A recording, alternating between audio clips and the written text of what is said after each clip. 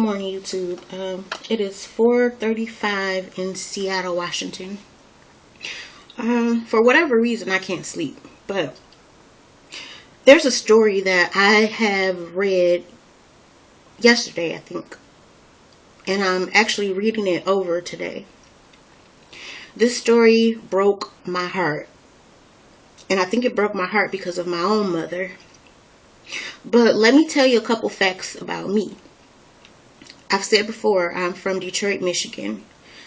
I was raised from what I call the bottoms. It was where the 1967 riots happened. And that area, I don't know if it's fixed up now, but the last that I was in Detroit and I rode by that particular area, it was still deserted, basically. My parents had a shotgun apartment. All you had to do was just turn in our hallway and you can see straight through our apartment.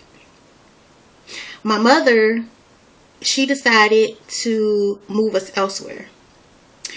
And we lived on a street called Selkirk. And I think that's right off of Mount Elliott, if I have it correct. Then that neighborhood got so terrible that my mother moved us to 6 Mile because she felt 6 Mile would be a better area for us. And the same thing happened. That area got so terrible where my mother uprooted me from school and said, you know what? You're going to a different school. So we moved to 7 Mile. We lived on 7 Mile from, I want to say, for maybe like 5 or 6, at max 7 years. In the 7 years that I lived on 7 Mile, the death toll didn't compare to anywhere else where I had lived. There was a beef that was kind of going on between the 7 Mile boys and the 8 Mile boys. But what neither one of them figured out was, why am I fighting over a street, in a street that is not mine, a street that basically has nothing to do with me? This street was built before I was born. On both sides, the streets were already built. So why am I fighting over the white man's land? Where I grew up, there was nothing but basically killers and guerrillas, and that's all. Let me get to this story. Just looking at my computer right now, my heart is kind of breaking again.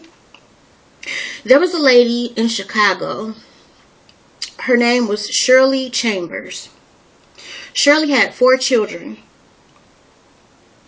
The 4 children that she had, the first one, let me check. Her first child, Carlos Chambers, he was killed at the age of 18 in 1995. He was killed by a boy who had a disagreement with him. She had a daughter, Latoya Chambers. The daughter was murdered at the age of 15. She was murdered during an argument between her boyfriend and a 13-year-old who was later convicted of her murder. Her next son, Jerome Chambers, he was murdered a couple months after his sister was. His sister was murdered in April. He was murdered in July. And he was 23 years of age when he passed away. Just recently, Miss Shirley had her last child. Miss Shirley said that she felt more sorry for her child as opposed to her, because this is your last surviving child. It doesn't have any siblings. Actually has not had a sibling within 13 years. This young man was pronounced dead in January. He was the age of 33. I know when I speak to my mother always tells me that the way life is supposed to go, a mother and a father die before their children. Now you have this lady, Miss Shirley Chambers, who doesn't have a child at all. And what we also need to recognize is this. All 4 of her children are dead. But the people who killed all 4 of her children were black men. And their life is basically over too. So it's not just 4 people who are dead. There's also 4 people who are locked up forever for the murders of these people. So it's no longer just 4 people. Now it's 8 people. This story really, really saddened me because, like I said, my mother always tells me that there's a way that death is supposed to happen. A mother and a father should die before their children because no parent should actually have the chance to mourn their child's death. This man died in January. But just like I said in my other video, this wasn't really recognized because everyone was so much in a frenzy because Hadiya had passed away. And it wasn't just the fact that Hadiya had passed away, it was more so the news kept reporting it because the president had a connection with her. To me, I'm not saying anything wrong about Hadiya, but I'm saying, why didn't these people get the same press that Hadiya got?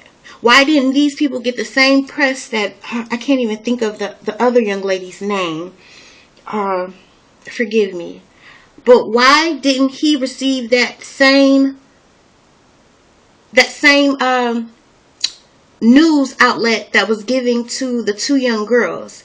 This lady lost her family. She lost her family. And nothing is being said about it. Here's the picture of I don't know if you guys can really pick it up because I'm using my cell phone. I'm not using my camera. But here's the children. Carlos, Latoya, Jerome, and Ronnie. Ronnie was the last one to die. His mother said, I felt more sad for my son to still be alive than I feel sad for me. Because he's the one who's sitting here right now with 3 siblings passed away. Not passed away, killed. When I think of saying passed away, I feel like, okay, someone fell asleep and then they went on in a peaceful manner. These people were all shot, and they were all shot by black people. But yet on YouTube, we want to have this big fuss about a gender war. To hell with gender. We need to come together. Besides gender, there's so many of our people who are dying every damn day. But we want to sit here and we want to go back to back and beef about, okay, black women do this, black men do this. There's a bigger fucking picture. And I don't know if you people even understand that. There's a bigger picture. I just presented a story of 8 people. 4 people dead. 4 people whose lives are totally ruined because of a decision that they made. This shit is crazy to me. That we can sit here and we can go, okay, you know what? The reason why the black community is all messed up is because of black women. Or the reason why the black community is all fucked up because of the black men. But what are you truly doing to make sure that your neighborhood, your community is not totally fucked up like this lady's life? Shirley Chambers. She doesn't have a say-so, and I'm pretty sure that she wants to see her children, but she doesn't have that anymore. This was literally one of the saddest stories that I have heard, but there's been no big news outlet as far as it's concerned. I didn't see this on O'Reilly. I didn't see this on Hannity. I didn't see this when the president gave his speech. I didn't see any of this. We're still talking about the other murders that have happened in Chicago. What makes somebody else's murder different than the next person? Whereas we're going to go and put this person up, and we're going to put this person up, and we're going to put this person up simply because this person had a connection to the president. Are you kidding me? This was really sad to me. And like I said, it's sad to me because I know my mother always tells me that she would never want me to die before her. She would never want my brother to die before her because that's not the order of life. And yes, I know sometimes shit happens. But no matter what, people continue to put out the problem. I'm going to tell you the problem. I'm going to tell you the problem within our community. I'm going to tell you the problem, but with no solutions. See, actually, the solution is pretty simple. Take the guns from the idiots. Sorry. But the solution is simple, but can it be done? No, it can't. I don't know, people. I'm over it, but I'm not over this case. But I'm not trying to preach to anybody.